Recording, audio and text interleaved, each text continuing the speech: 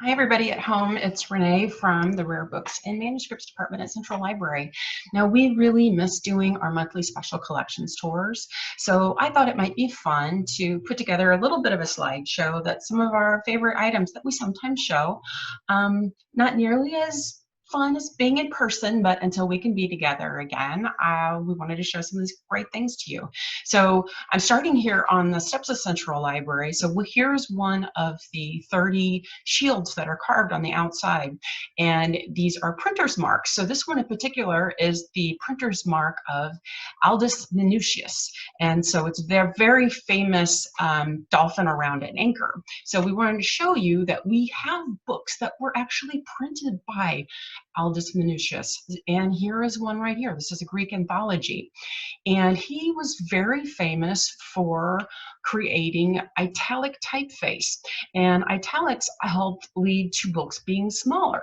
So here is a portable sized book from the press of Aldus Manutius. We also like to show items from our History of the Written World collection. So here's an example of a clay tablet. So this is a cuneiform in script in ancient Babylonian.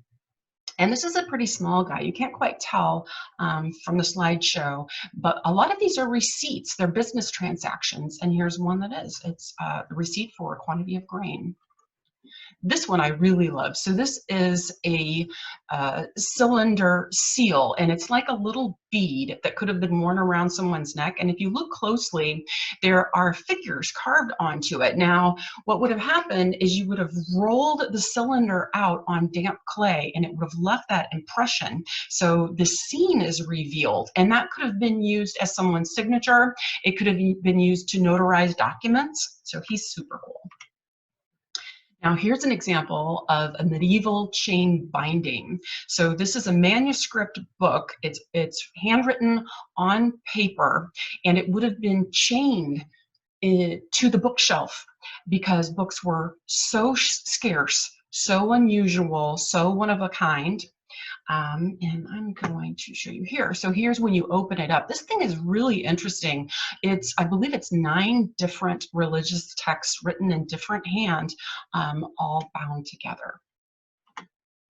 Now here's another example of a manuscript. So this one has some really beautiful illuminations, unlike the other one, and it's written on vellum rather than paper. So we also have quite a few books that are natural history. So this is a really cool, I love this illustration, this engraving of a crocodile. So early renderings of flora and fauna, these are super interesting to look at. Now here's a beautiful binding. This is the works of Chaucer. It's a Chaucer anthology, and it's really a one-of-a-kind binding though. So it's got that inlay of Chaucer's likeness. Isn't that gorgeous? So it's done in ivory. We also like to talk about edge decorations.